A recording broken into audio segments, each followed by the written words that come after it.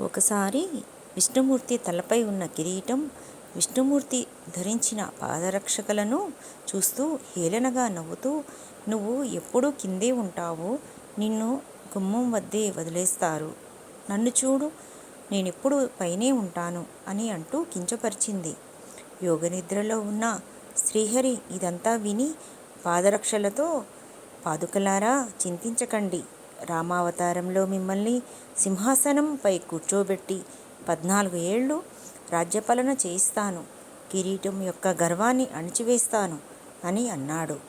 అలా రామావతారంలో శ్రీరాముడు అరణ్యవాసంలో ఉన్నప్పుడు భరతుడు శ్రీరామ పాదుకలు తెచ్చి సింహాసనంపై ఉంచాడు.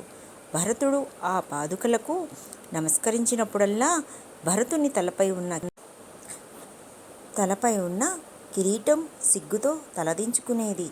ఎవరినీ చిన్నచూపు చూడకూడదు, కాలం ఎప్పుడూ ఒకేలా ఉండదు.